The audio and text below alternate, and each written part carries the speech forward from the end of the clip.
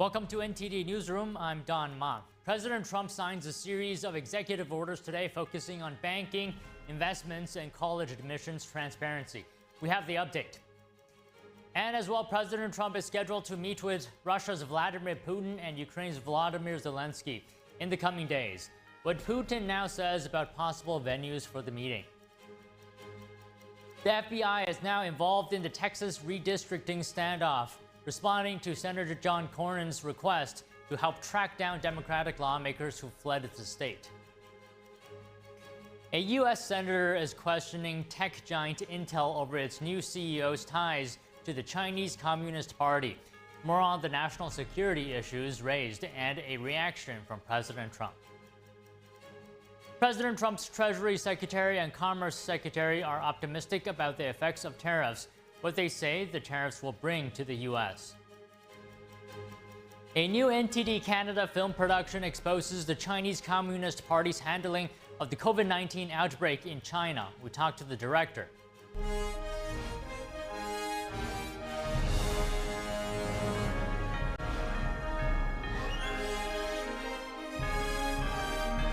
This is NTD Newsroom, live from our global headquarters in New York City. Good afternoon, and thanks for joining us today. President Trump will sign an executive order today on debanking. That's when a bank closes down someone's account for political reasons.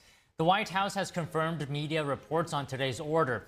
A post by White House Deputy Press Secretary Harrison Field says Trump believes no American should be denied access to financial services because of their political or religious beliefs. In an earlier interview with CNBC, the president said that he himself was the target of debanking. Another executive order could make it easier for 401k plans to offer alternative investment options, allowing private equity, real estate, cryptocurrency, and other alternative assets in 401ks. It's a major victory for industries looking to tap some of the roughly $12.5 trillion held in those retirement accounts. To date, 401k plans have primarily offered publicly traded stock and bond funds because they're less expensive and less risky. Right now, there's no official policy guidance to employers on how to provide access to alternative options. President Trump also wants to bring more transparency to the college admissions process. He's calling on Education Secretary Linda McMahon to overhaul the integrated post-secondary education data system. That's a long-time database that reviews trends for matters like tuition, admissions, considerations, and financial aid. 2 years ago, the U.S. Supreme Court ruled that colleges can't use race as part of a specific basis for granting a student admission. However, the White House says there's not enough information available to make sure that ruling is being followed. Tariffs on dozens of countries went into effect today. At midnight, the U.S. officially began levying higher taxes on imports. NTD's Daniel Monahan has more on the move, which comes 4 months after President Trump first announced plans to impose sweeping tariffs across most of the world. Hello, everyone. President Trump celebrated tariffs going into effect, writing on Truth Social, "It's midnight. Billions of dollars in tariffs are now flowing into the United States of America." The White House said that starting just after midnight, goods from more than 60 countries and the European Union would face tariff rates of 10% or higher. Products from the European Union, Japan, and South Korea will be taxed at 15%, while imports from Taiwan, Vietnam, and Bangladesh will be taxed at 20%. Canada faces a 35% tariff.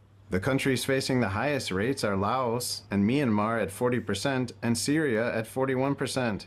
Trump also expects places such as the European Union, Japan, and South Korea to invest hundreds of billions of dollars in the U.S.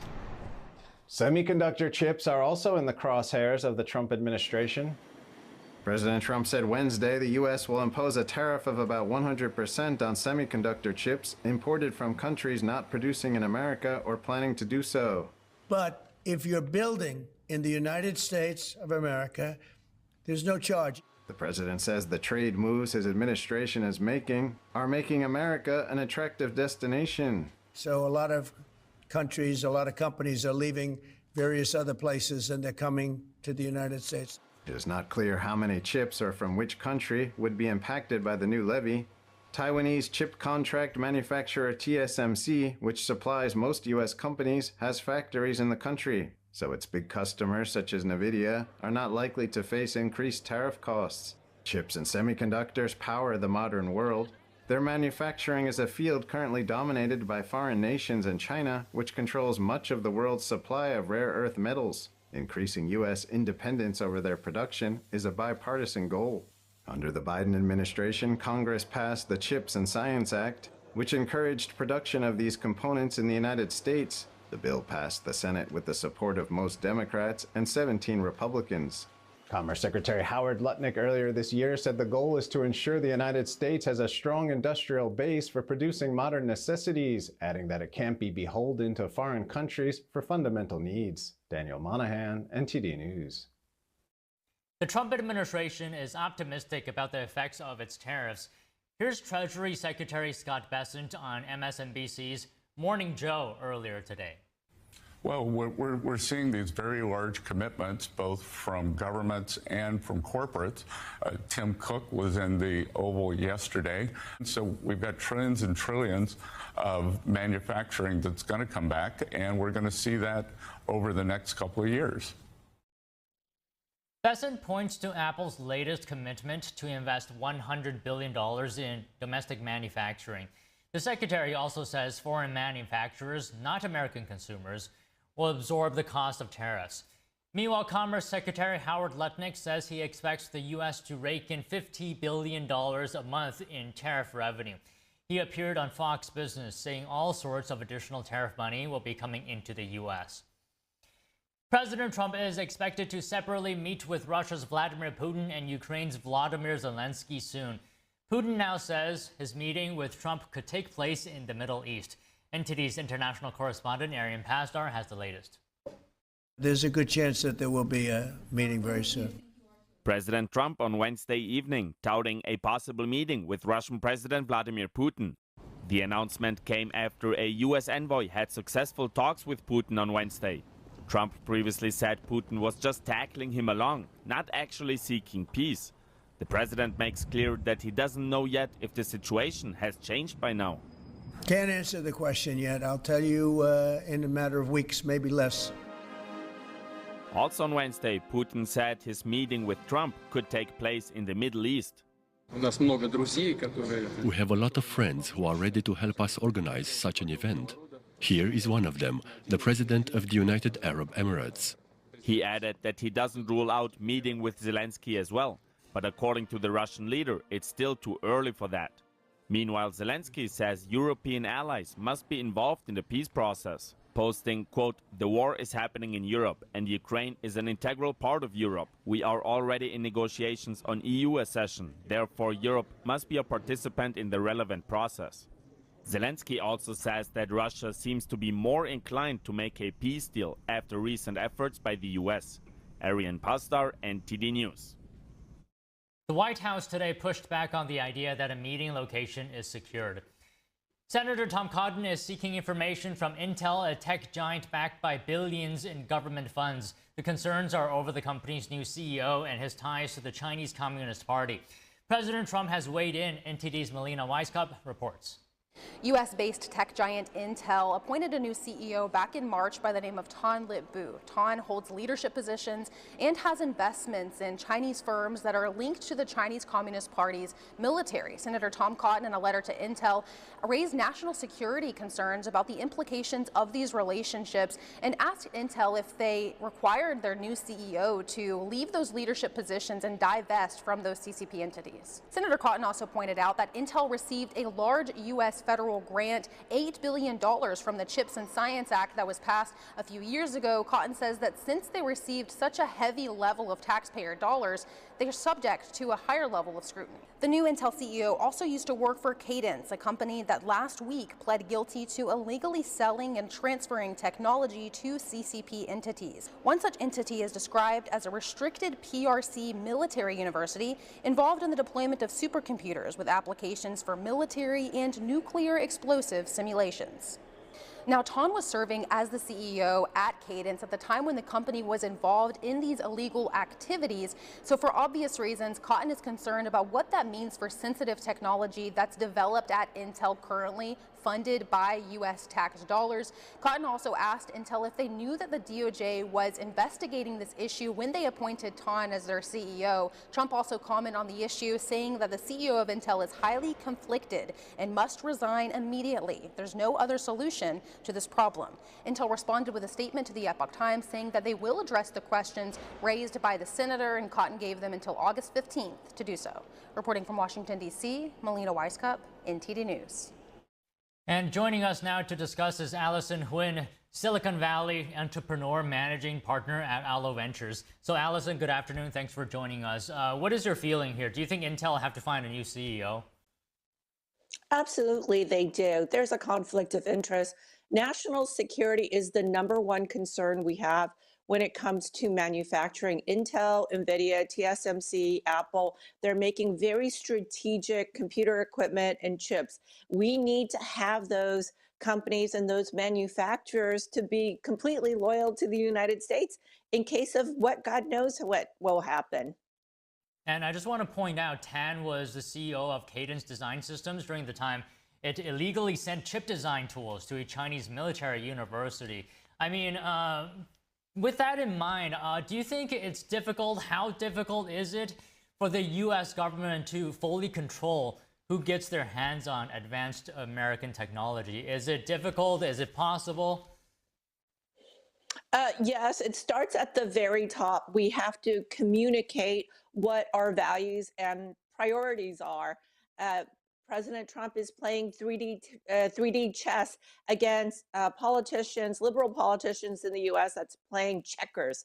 And so the three things that are really important in the U.S., according to President Trump, and that's why we elected him: national security, the economy, okay, and then also immigration. And so all these things work hand in hand. We need to set up what our values are, make sure that our secrets are not going to the Chinese, going to other bad players in the economy. It's okay for countries like China to make non-strategic stuff, but for chips, semiconductors, that's very important for the U.S. to have a lead in case of a military intervention. We need to be very clear to make sure that America is ahead. National security, we close the border, and also we have strong economic policies that are pro-Americans. And to just build on your point there, Allison, Trump wants to see more semiconductor manufacturing done in America. And to try to encourage that, you've already heard this, he's announced a 100% tariff on chips coming from overseas. Do you think that is the proper incentive? Will his plan work? I think it will. You know, President Trump is a big thinker, but he also understands the specifics and the details. And if he doesn't, he appoints people that understand, such as David Sachs, the crypto AI czar, other technology people. So when we dive into this 100% tariff, it's very shocking, but we need to do something, because starting with the Clinton administration, we gave away our crown jewels, the technology of our chip manufacturing. Like, everything was actually designed and made in the U.S. with Intel Corporation, the whole Fairchild Semiconductor in my backyard in Palo Alto. But the thing is that we outsource manufacturing because Clinton and the liberals had this idea that America should turn into a service economy. We shouldn't be making things anymore because it pollutes the environment. So we had these liberal social ideas, and we ran an experiment for 40, 50 years. The experiment came out and it didn't work. The environment is not much better, number one. Maybe it's incrementally better in the US, but countries such as China, India, other parts of the world are polluting, and it's one world, so it's still a polluted world. That doesn't make sense. The US lost our lead in terms of manufacturing, economically, high unemployment. And in case of an emergency, as we saw with the pandemic, we don't really make anything anymore. In case of a military intervention, we are in harm's way because many of the important things in our supply chain for the military, such as these supercomputer chips, are made outside the US, in Taiwan and in China. So we need to bring all these things back home into the United States, stop this social experiment for 40, 50 years that has been bankrupting America. President Trump is brave enough to actually speak up, put the dots together, and present this plan.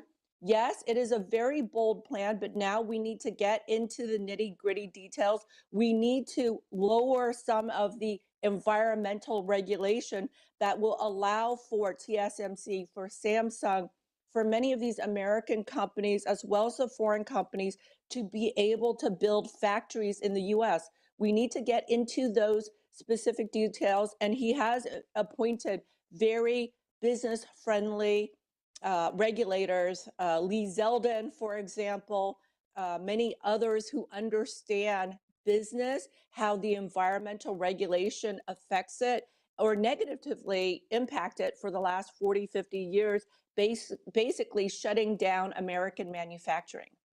Okay, that is a great point that you raised, Allison, that the U.S. is heavily dependent on foreign companies like TSMC, for example. But my question here is it just about being able to manufacture chips, or is it about making these chips that are advanced, right? Can the U.S. compete with the likes of US and TSMC in terms of the advanced technology? Yes, we definitely can. Another issue besides environmental is workforce development. So we used to have the best engineers, the best scientists in the United States. Actually, in the 90s, my area is computer science, more software instead of hardware, but I'm in Silicon Valley. So the whole entire chip industry actually started with Fairchild Semiconductor, Intel Corporation. We invented everything in the US. Starting in the 90s, we outsourced everything. So we lost some of the ability to make these chipsets. The technology, the design comes from NVIDIA. NVIDIA is actually a software company. They create a simulator and they design the chips. TSMC actually makes it in their factory. It's called a foundry. They don't actually have any technology. It's process engineering. They have the labor. So we need to be able to bring that process engineering back into the US. That's why President Trump said, if you are currently manufacturing or have plans to manufacture in the US, because he understands that this will take a significant ramp up. We have to develop our workforce. For 40, 50 years, we outsource this process engineering. We're not manufacturing anything. We're a service economy. We just work at McDonald's. So it took 50 years to get into this situation. It's going to take, I believe, at least 5 years, 10 years to make the switch, to do the workforce development, to do professional training, Dawn, to bring back this know-how to manufacture high-end strategic chipsets back into the US. Okay, just one last question. So I'm wondering, you said it took 50 years to, send all these technology or this exporting this manufacturing ability to foreign countries. Why do you say it will only take 5 to 10 years to bring it back?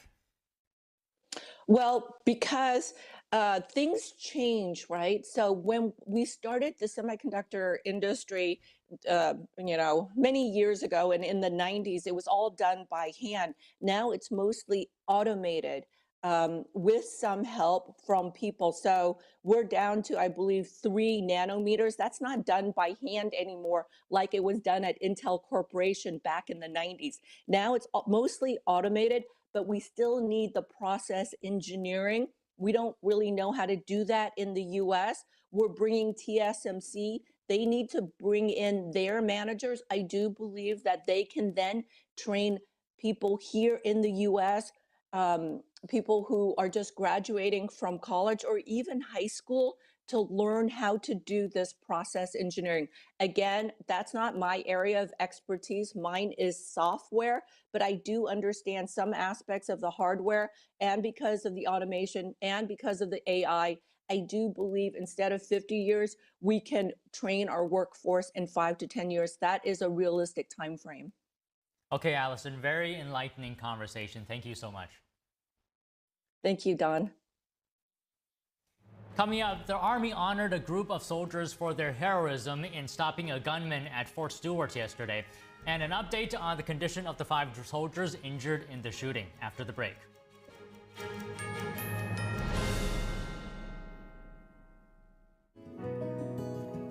Looking for a healthy and smooth-tasting brew? Drop by Days Coffee Roasters today and explore our wide selection of specialty-grade, small-batch roasted coffee. Home to North America's first enzyme-fermented coffee, we source a wide selection of specialty-grade coffee beans from around the world, and our baristas are ready to craft your customized brew. Visit Days Coffee at 28 North Street, Middletown, New York. Come experience a brew like no other.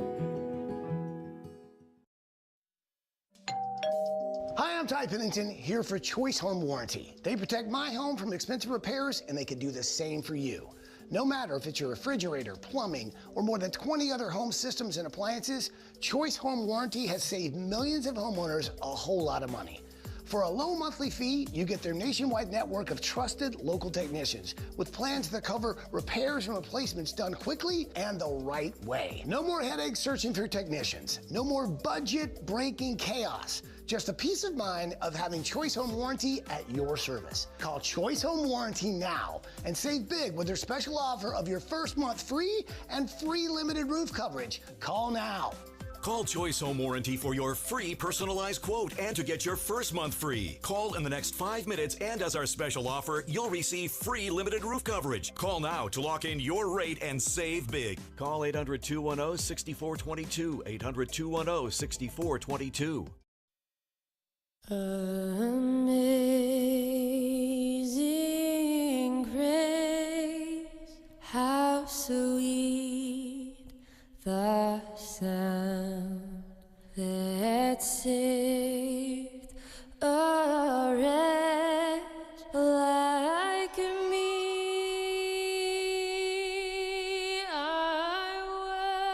They're just young people, hungry, homeless, and vulnerable. Covenant House is helping young adults facing homelessness. We're providing safe shelter to thousands, but the need is overwhelming. Please call or go online now. With your gift of $19 a month, we'll send you this blanket as a reminder of the comfort your gift provides a young person tonight. You'll provide safe shelter, hot meals, and medical care. Call the number on your screen or go online to safeplacetosleep.org. When we first met Todd, he was singing a song, and I was like, wow, look at this kid with the biggest smile. Todd's a joy. Yes. Todd's really is a great joy. And you. Learn about adopting a teen at adoptuskids.org.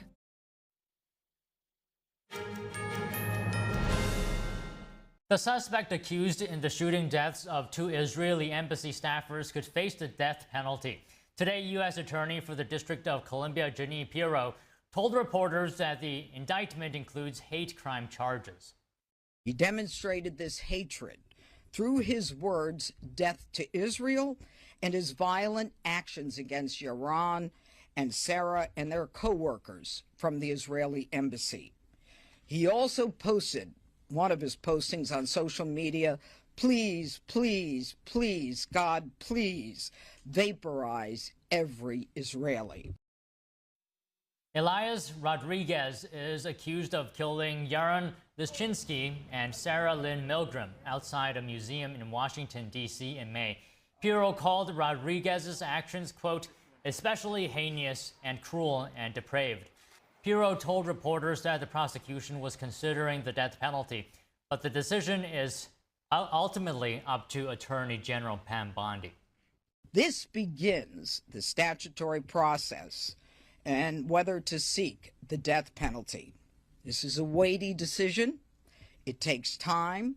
There will be a rigorous process, after which the capital case section in the Attorney General's office will advise the Attorney General, and the Attorney General herself will make a decision. A 9-count indictment was returned against Rodriguez. According to the charges, the 31-year-old committed hate crimes because he targeted his victims based on their actual or perceived national origin. Rodriguez also faces charges of first-degree murder and murder of a foreign official. An update on the shooting yesterday at Fort Stewart in Georgia. 3 of the 5 U.S. soldiers wounded have been released from hospital. The U.S. Army said all 5 are expected to make a full recovery.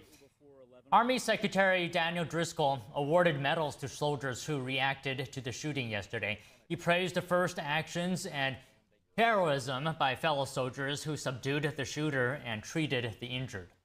We were just over at the hospital, and the training that they had done for mass casualties in March made a difference. You should be incredibly proud to be an American soldier. Your grit, your resilience, your training made a terrible day, and it made it much less bad than it could have been. The investigation is ongoing. I imagine a lot of the questions we'll take will be related to that. We will not be able to answer some of those questions, but we are going to do a deep, hard investigation. The findings will be transparent. They will be released to the American public. We commit to you that anything we discover during the investigation that can make this base and other bases like it safer, we will act on as quickly as possible. The suspect, a 28-year-old Army sergeant, is accused of shooting 5 soldiers at Fort Stewart, one of the nation's largest military bases. Officials say Cornelius Radford used a personal handgun, not a military weapon, and was quickly tackled by other soldiers at the scene. It raises questions about how a personal firearm made it past security and onto the base. The shooting happened in a part of the base where he worked. A motive has not been released. Radford joined the Army in 2018 as a supply sergeant and has not been deployed. He also faces an upcoming driving under the influence and running a red light hearing tied to an incident back in May. Change is coming to the U.S. Census. President Trump announced today he has instructed the Commerce Department to start work on a new head count. The president says the new census will not include illegal immigrants, adding that the census will be highly accurate and based on modern-day facts and figures. The president says the results and information gained from the 2024 presidential election will be used for the census. During his first term, Trump also planned to exclude illegal immigrants from the final census statistics in 2020. The Supreme Court rejected a challenge to the plan. Joe Biden overturned Trump's order after taking office. Superman star Dean Cain has joined Immigration and Customs Enforcement. The actor said he signed up to do his part to protect the country. Here he is explaining his decision to join ICE. I felt it was important to join with our first responders to help secure the safety of all Americans, not just talk about it. So I joined up. And here's your opportunity to join ICE. You can earn lots of great benefits and pay. So if you want to help save America, ICE is arresting the worst of the worst and removing them from America's streets. I like that. I voted for that. They need your help. We need your help to protect our homeland and our family. A spending package passed by the Republican-led Congress in July provides a massive funding increase for ICE. The bill includes funding to hire 10,000 new ICE officers over 5 years. Cain is well known for starring in the 90s TV series Lois and Clark, The New Adventures of Superman. The actor has also expressed support for President Trump and his efforts to crack down on illegal immigration. Federal agents have arrested multiple people after an immigration raid at Los Angeles Home Depot. Video shows agents leaping from a Penske truck and rushing a group near a food stand. A Homeland Security spokesperson says 16 illegal immigrants from 4 countries were taken into custody. Penske says it had no idea its trucks would be being used in the operation. DHS told Fox News that MS-13 gang activity in the area justified the high-profile enforcement. LA Mayor Karen Bass condemned the raid, calling it unacceptable. The biggest legal marijuana farm in California says 9 employees were detained in an immigration raid last month. The company Glass House says it cut ties with the 2 labor contractors the workers came from. At its Camarillo site, Glass House says 1 farm worker died after falling from a greenhouse roof while fleeing agents. Homeland Security says 14 minors were arrested in the raids. The company says minors found during the raid weren't its workers and is blaming third-party contractors. The state cannabis regulator said it saw no minors on site during a visit in May. Glass House says it's boosting vetting and is working with different labor providers. Coming up, a new NTD Canada film production exposes the Chinese Communist Party's handling of the COVID-19 outbreak in China. We talked to the director. Stay tuned.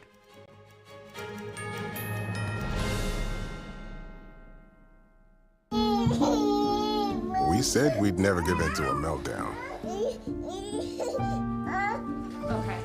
And we'd never babysit with a screen. We said we'd never let the toys take over. Mariella! Never leave the house looking, well, and never let them out of our sight.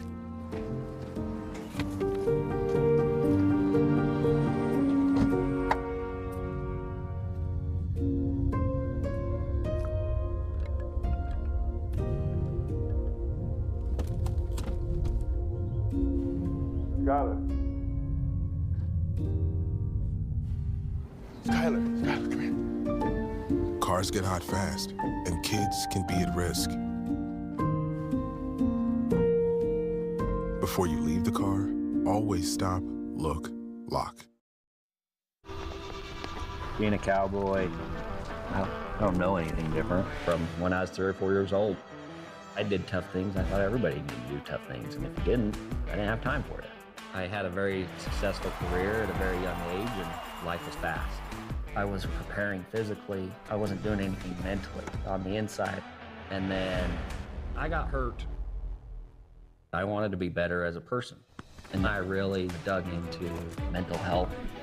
I start my day with 20-minute workouts. I live life 8 seconds at a time. Horses are so therapeutic. They know what you're feeling. When you're nervous, they're nervous. You won't say it back, but we're pals. I take a lot of responsibility in taking care of my kids, my family, and being there for them. You're gonna have tough days. Everybody does. Find a place to stop and just breathe. Love your mind. You see certain things get reincarnated in your children. My daughter is very much inspired by my wife's artistic pursuits. So my daughter started making necklaces. She makes what we call affirmation fashion. I tell her every day that your black is beautiful. Your black is beautiful. Your black is beautiful. And if there's anything better than being beautiful, it's being smart. And if there's anything better than being smart, it's being kind. And reaffirming that every day is our method of making sure her chin never drops. My dad wasn't around, and I remember riding a bike and falling off and cutting myself, and me never just wanted to get back on it. People ask, how your children learn how to ride a bike, and you didn't. I didn't teach them. I just created an environment where they taught themselves, and all I had to do was be there.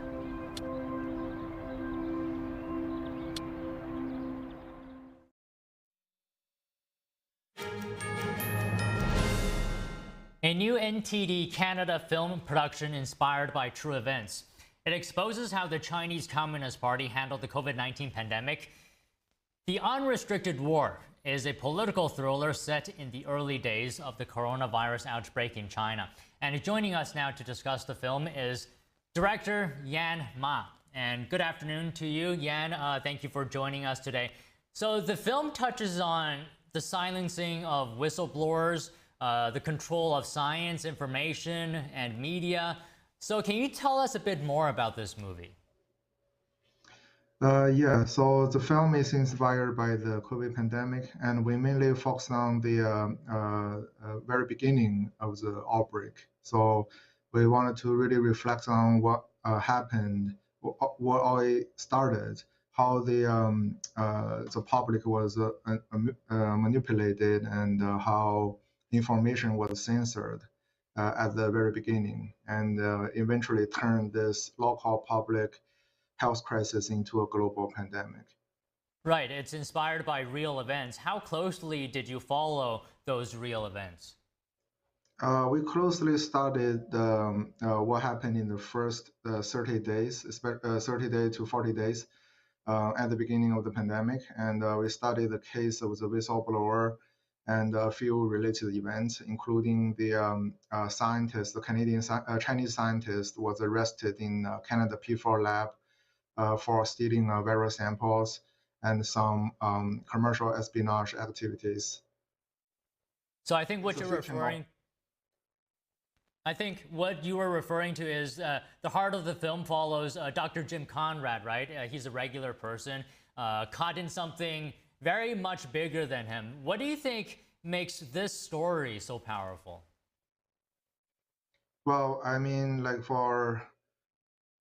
because we through our research, like we realized all the stuff the Chinese Communist Party did during the pandemic is actually highly aligned with the concept of the unrestricted warfare, which is a military strategy that brought up by two People's Liberation Army officers.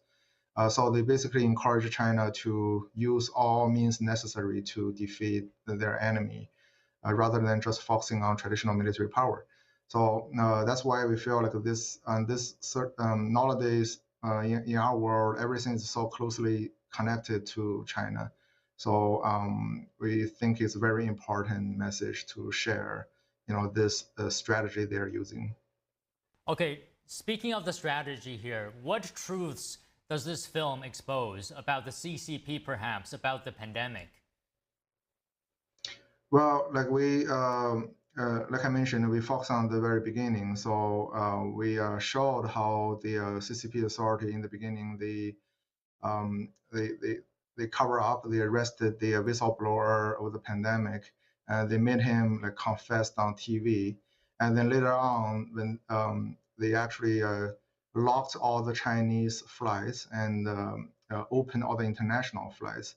And 1 month later, they announced that actually they admit there is a pandemic. But by the time they admit it, it's actually too late. It's already spread globally. So what were some of the challenges? I would imagine there were a number of them that you faced making this movie. Oh, absolutely. I mean, making this film is very difficult for us, especially for me as a Chinese-Canadian filmmaker. We kind of knew this in the very beginning because many of our team members, they still have family in China, including myself. So my family was harassed and threatened by the local Chinese government and the National Security Office.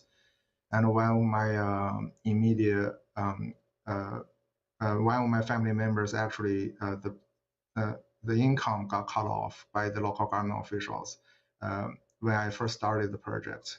Now it's been almost 2 years. So it's a very challenging situation for us. Well, I'm sorry to hear that your family faced those things. But you persevered, right, in the end, despite those challenges. And to me, I mean, I've seen footage of the movie, and it looks fantastic. So what motivated you to continue in face of those obstacles? Well, we, I mean, me and my team, we decided to move forward because we know this is a very important story to tell. And I mean, like, it's almost like a warning to us, to the rest of the world. If we don't, I mean, like, it's the first time, this time we are kind of lucky. If in the near future, we're facing something much worse than COVID, if this happens again, then we may not have a second chance. So I think it's very important to share the message and so we can be prepared. And can you elaborate, what is that message that you hope audiences will walk away with? Well, I mean, like unrestricted warfare nowadays, like I said, we were having so many connections with China, with the Communist Chinese Party. And in our mind, warfare is always related to battlefield with soldiers. But nowadays, that's not the case anymore, because everything is so closely connected. Our like working environment could be impacted by some economic warfare, like the espionage activities, or our like social media platforms could be impacted by a Chinese owned company, which also influenced by the CCP, the Chinese Communist Party, that could actually spread their propaganda to our world. So basically, the influence is everywhere. This unrestricted warfare is actually everywhere, and I guess that's something we should be aware of. And also, I guess every story ultimately is about people. So we have those protagonists in this film that they paid a very high price to do the right thing, to seeing the truth. And I hope this story can actually give us courage. And when we were facing a tough decision in our life, we can all find courage to do the right thing. Well, very well said. And I don't want to take up too much of your time. I just have one more question. If you had to tell someone why they must see this important movie, what would you say to them? I would say this movie is really challenging for us to make, and there are many brilliant filmmakers in China, but they don't even have the freedom to make a film like this. And we are here in the free world, and we did our very best. And we really hope this film can spark meaningful conversations, and hope all the audience can enjoy the movie. Well, Yan, I have no doubt that this movie will be successful. Thank you so much for your time talking to us today. Thank you. Taiwan authorities are investigating 16 Chinese companies for allegedly recruiting tech professionals. The Chinese companies under investigation include prominent players in semiconductors, chip design, and electronics manufacturing. Taiwan's investigation bureau said more than 300 agents searched 70 locations and questioned 120 people between July 15th and August 6th. The coordinated raids targeted Chinese firms suspected of illegally poaching engineers and operating unlicensed offices in Taiwan. The Investigation Bureau said Chinese firms have long targeted Taiwan's high-tech workforce. Their reported methods include operating without regulatory approval, using shell companies, or sending employees through local hiring agencies. Beijing claims Taiwan as its own territory and has threatened military force to bring the island under its control. Taiwan strongly rejects China's claims of sovereignty. A high-profile espionage trial has opened in Germany involving 2 suspects accused of spying for China. The case is being described as unprecedented in Germany due to its scope and potential impact on European politics and security. NTD's international correspondent David Vivez has the details. A former parliamentary aide identified as Jiang Ji is on trial in Germany, accused of spying for China's intelligence agency. The defendant is a German national and allegedly worked for Chinese intelligence since 2002. He previously served as an assistant to Maximilian Krah, a former EU lawmaker now representing the National Party AfD in the German parliament. Prosecutors accused Jiang of passing over 500 classified or sensitive documents from the European Parliament to China. He's also accused of spying on Chinese dissidents living in Europe. Today, the State Security Senate is hearing a case involving allegations of intelligence agent activity. 2 individuals are charged, 1 German and 1 Chinese national, accused of collecting information on a large scale. From the perspective of the Federal Public Prosecutor's Office, the case exemplifies China's comprehensive interest in spying on political, military, and economic matters in Germany and the EU. This ranges from the work of the European Parliament and internal party affairs of the AfD to the activities of dissidents in Germany and the spying on military-related deliveries. We therefore consider this case to be particularly serious. The accomplices in China. The Chinese authorities involved cannot be identified, especially not by name, but theoretically they are considered perpetrators under German law. The indictment obtained by Epoch Times states that Ji stored 2 Excel files on his cell phone containing information about the accounts and profiles of Chinese opposition figures. The files included names, addresses, identification numbers, and private records of over 25,000 individuals. Prosecutors say he posed online as a critic of the Chinese regime to gain the trust of opposition members. The court has scheduled further hearings through the end of September. David Vives, NTD News, Paris. Coming up, the FBI is now involved in the Texas redistricting standoff, responding to Senator John Cornyn's request to help track down Democratic lawmakers who fled the state. Stay tuned.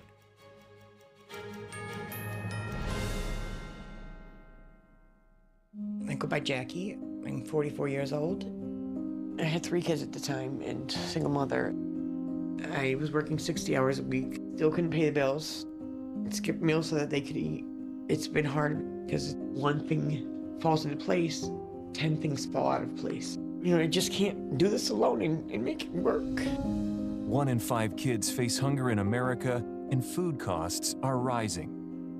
But everyone needs nourishing food to thrive, and they can when we work together so our neighbors can feed their families. Call or go online right now to join Feeding America with your gift of just $19 a month, only 63 cents a day. Together, thanks to a nationwide network of food banks, dedicated volunteers, and the monthly support of people like you, we can fill plates with nutritious food for kids facing hunger this summer. One day my mother came over to my house and said, "There's a meeting at the pantry." I said, "Okay," and I went. There were some ladies in there. They were from the food bank. They asked several questions. Some of those were about me and my story, but it helped me to open up a little bit. We're getting closer to the day when no one in America faces hunger, but we can't do it without you. Call or go online now. Visit helpfeedingamerica.org and give $19 a month, just 63 cents a day. 98% of donations go directly to help millions of children facing hunger from coast to coast and in your own community. And when you give by credit card, we'll send you this exclusive canvas grocery bag to show you are a part of a movement of supporters working together to help end hunger. I have people that I can trust. I have hope. Please call now or make your monthly donation at helpfeedingamerica.org. Working together, we can end hunger in America. Hi, I'm Ryan Blaney, a third-generation race car driver, and we dedicate a lot of our time to going as fast as possible. My grandpa Lou is the reason why my dad and I started racing, and I'm really proud to follow in his tracks. But when my grandpa was diagnosed with Alzheimer's, it was a very unexpected bump in the road for us. I've learned a lot on this journey with my grandpa Lou, and the memories of my grandpa will always be with me.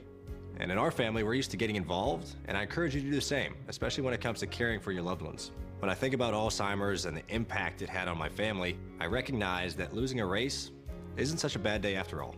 It's important to notice if older family members are acting differently, experiencing problems with their memory, or having trouble with routine tasks.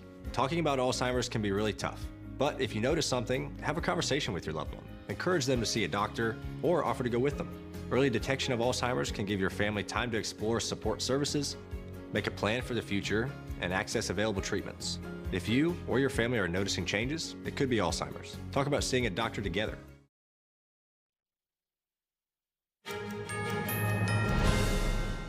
Vice President J.D. Vance is visiting Indiana today. He is scheduled to hold private meetings with Governor Mike Braun and others. The vice president will also attend a GOP fundraiser Thursday night in the solidly Republican state. Braun told reporters Tuesday he expects to discuss several matters with the vice president, but said no commitments have been made.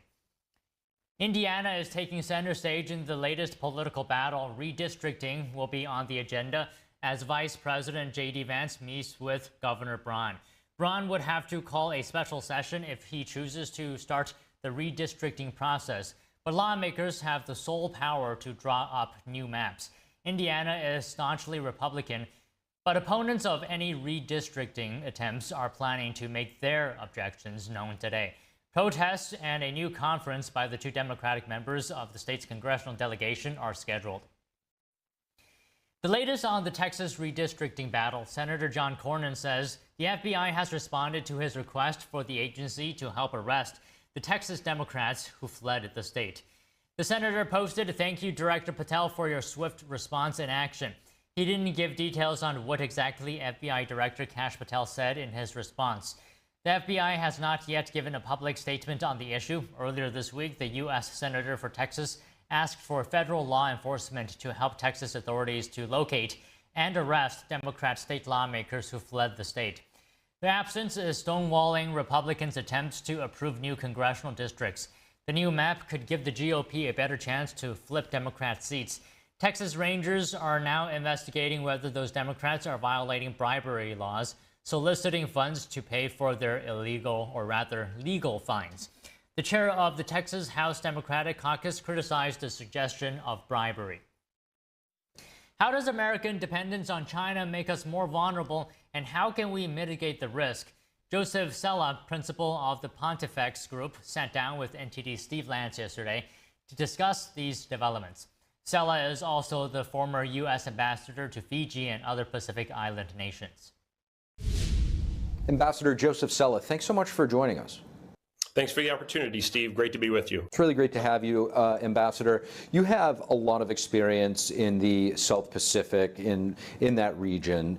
When it comes to China, how does the Chinese Communist Party use our open trade and investment systems ultimately to work against us? They really miss no opportunity to exploit our free and open system from the Indo-Pacific to the shores of the United States of America.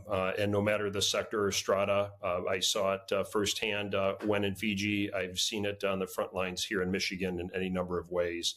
And it's important we, in a whole of society, whole of government manner, scale to be on the footing to counter those threats.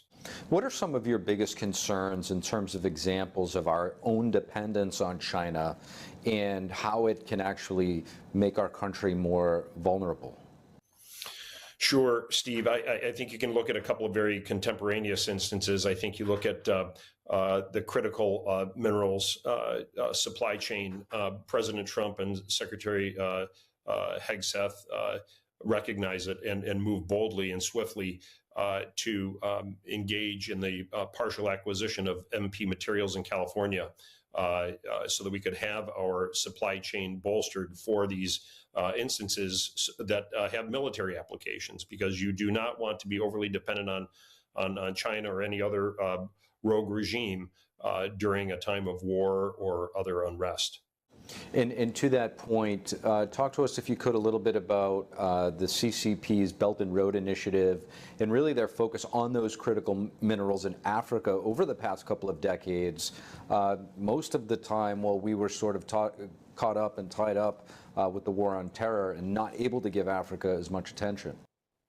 Yeah, I think, and I would say not only Africa, but the Indo-Pacific as well, and elsewhere, even South America. So that was a generation plus, I would say, that we distracted, we were engaged, and again, put our footing further off from the threat from China. So you can see how in Congo, not only do they exploit labor, but they exploit the materials and are ripping the people of Congo off. I know there's some efforts privately and within the State Department under Secretary Rubio to bolster that and end that and make them less vulnerable and thus the world, and certainly support the dignity of their workers. These investments and partnerships that the CCP is making, they're not really happening in the abstract. They're happening in all states. Talk to us about what is going on in your home state of Michigan and how it has a tangible impact. Well, real time, there was a convening, Steve, in February of 22 of state and local government elected officials on a bipartisan basis with our intelligence agencies saying, look, China's on the hunt. You better be ready. And because of their exploitative ways and because of our open system, they've taken full advantage of that. In Michigan, they've given some, in that meeting, they gave some pointers for them to follow. Business leaders were also present, Steve. And they said, these may be seemingly benign business deals, but don't be too careful.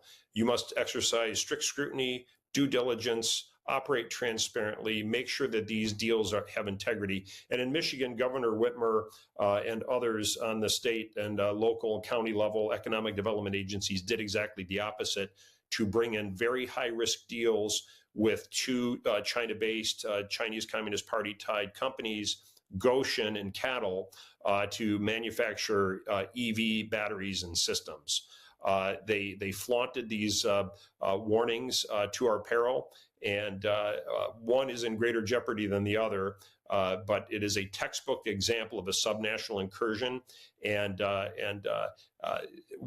those on the local and state and county level, even some of our congressional delegation initially were not aware, but once educational engagement happened by the citizens as to the nature of these corrupted deals, they pounced, and we've met with great success. Now, Ambassador, there seems to be two frames of thought in Washington when it comes to China, maybe more, but most recently you hear China being referred to as a competitor or an adversary. Some folks say and talk about de-risking from China as opposed to decoupling. What do you think we need to do to completely mitigate the risk from China? Now, I would posit that we're in a Cold War with China. I would say it's much more complex than it was with the Soviet Union, because with the Soviets, we were not economically intertwined. We're not intertwined academically and in a host of ways. Those gaps need to be shored up. I think it is imperative that we decouple when it comes to military and space and other critical minerals and technology to provide for our common defense. And I think decouple in other areas such as, or de-risk in other areas such as academia and as well as the EV battery realm, because that leaves us wide open. By mandate, the National Intelligence Law, National Security Law of China requires Chinese nationals to surveil, collect, and report as directed or on their own volition.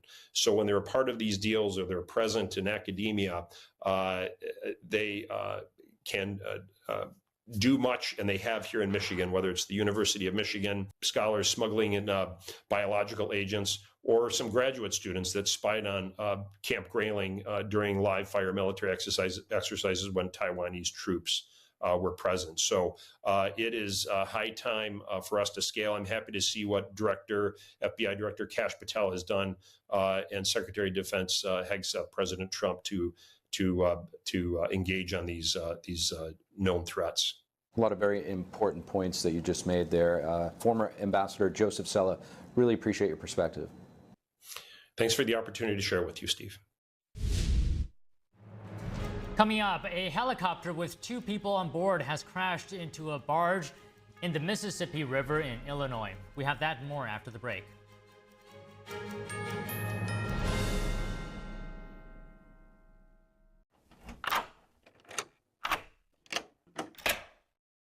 I'm Jonathan Lawson. If you're 50 to 85, please listen closely. The lock I want to talk to you about isn't the one on your door. It's a rate lock for your life insurance that guarantees that once you're insured, your rate can never go up at any time for any reason. Many policies you see don't have one, but you can get a lifetime rate lock from Colonial Penn. This plan was designed for people on a fixed income with coverage options that start at $9.95 a month. That's less than 35 cents a day. Your rate is locked in for life. Coverage can never be canceled, and your acceptance is guaranteed. You cannot be turned down because of your health. See for yourself. Call for an information kit and gift. Both are free with no obligation. Call 1-800-624-6556 for your free information and your free gift. That's 1-800-624-6556. 1-800-624-6556. Call now. Whispered across generations, a hidden secret unveils the essence of longevity and vitality, a timeless legend regarding energy and wonder. Rooted in ancient health wisdom, we proudly introduce Pure Tang Black Ginseng, a 100% natural organic energy drink made from premium 6-year-old Korean ginseng. It takes 2,260 days and nights from seed to growth, undergoing a meticulous 9-step process of steaming and drying. Black ginseng reaches its full potency enriched with ginsenoside RG3 and enhanced absorption efficiency. No sugar, no caffeine, no artificial ingredients. Experience the pure natural power of Puretang Black Ginseng. Nourish your body, strengthen your immunity, and boost your energy. To order Puretang Black Ginseng, please visit puretang.com.